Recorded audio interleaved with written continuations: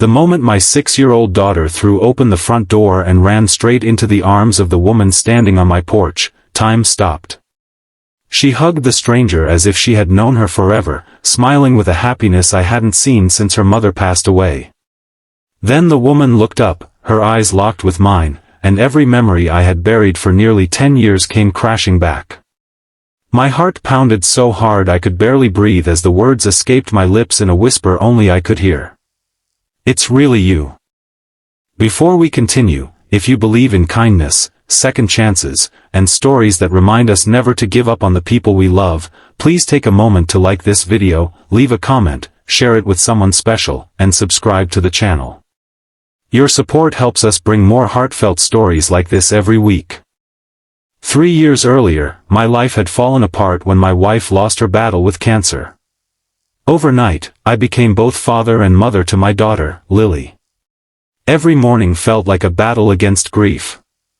I worked long hours as an architect, rushed home to cook dinner, helped with homework, and stayed awake until midnight wondering if I was doing enough. Lily smiled less with every passing month. Her teachers said she had become quiet. She stopped drawing colorful pictures and instead filled pages with gray clouds and lonely houses. I tried everything to bring joy back into her world, but some wounds are too deep for a parent to heal alone.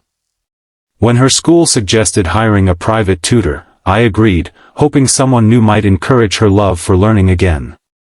I interviewed several candidates, but none connected with Lily. Then the agency called to say they had one last recommendation. I expected another stranger carrying books and lesson plans. I never expected the woman who stepped onto my porch. Her name was Emma. 10 years earlier, Emma had been the love of my life. We met in college, dreamed about traveling the world, and planned a future together. But life pulled us apart. Her family moved overseas after her father became seriously ill, and communication slowly faded. By the time she returned years later, I had already married someone else.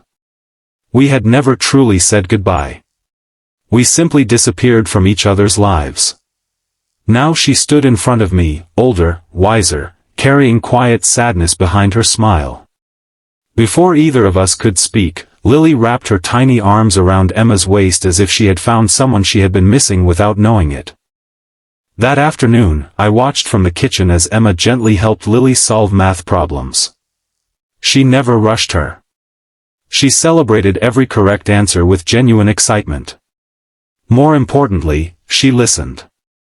She listened to Lily's stories, fears, and dreams with the kind of patience only truly kind people possess. For the first time in years, laughter echoed through my house. Days turned into weeks. The empty rooms that once reminded me only of loss slowly filled with warmth again. Emma never tried to replace anyone. She simply became a comforting presence. She noticed the little things. She baked cookies because Lily once mentioned missing her mother's recipes. She planted flowers in the backyard because she said every child deserved a place where butterflies liked to visit. She encouraged Lily to paint again, and colorful drawings slowly replaced the gray ones. Watching them together stirred emotions I thought had died forever. I felt guilty for smiling again. I loved my late wife deeply, and moving forward almost felt like betraying her memory.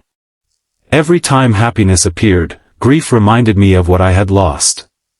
One evening, after Lily had gone to bed, Emma quietly admitted that life had not been kind to her either.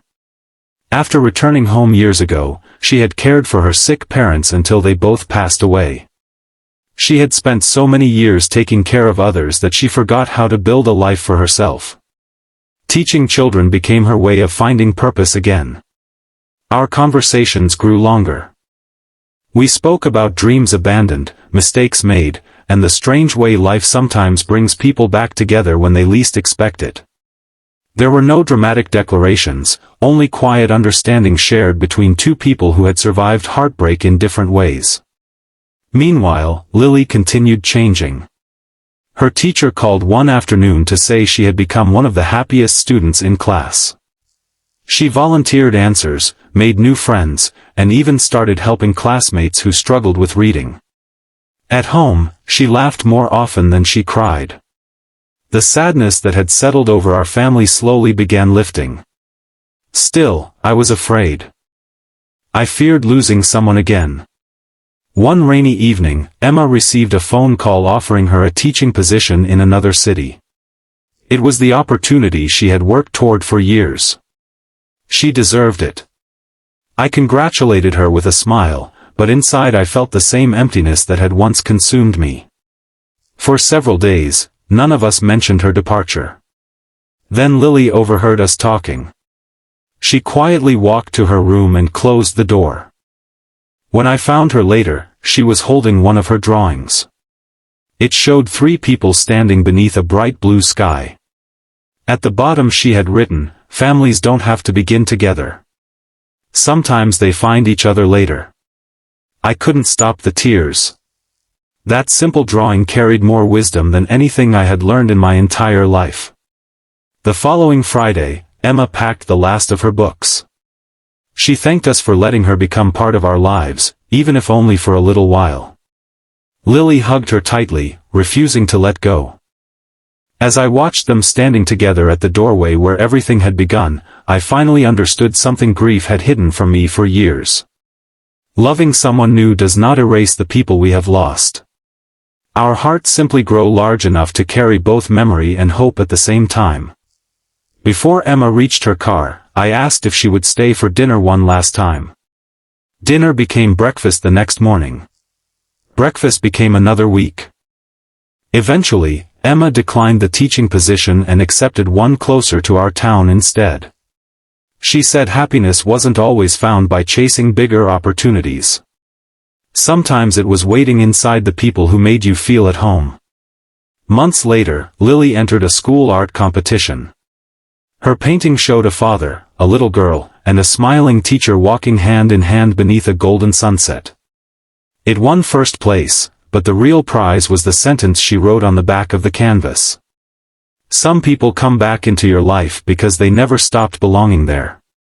Reading those words changed something inside me forever. A year later, surrounded by family, neighbors, and countless children whose lives Emma had touched, I asked her to marry me beneath the same tree where Lily loved feeding butterflies. She didn't need a long speech. She simply smiled through tears, nodded, and hugged both of us at once. That day wasn't about replacing the past.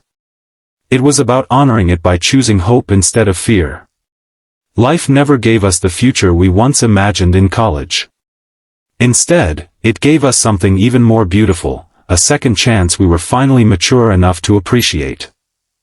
If this story touched your heart or reminded you that love sometimes returns when you least expect it, please like this video, share it with someone who needs hope today, subscribe to the channel, and let us know your thoughts below. Your support means the world to us. Speech balloon special request before we end. Comment with the words, "second chances," if you believe that the right people can find their way back into our lives, no matter how much time has passed.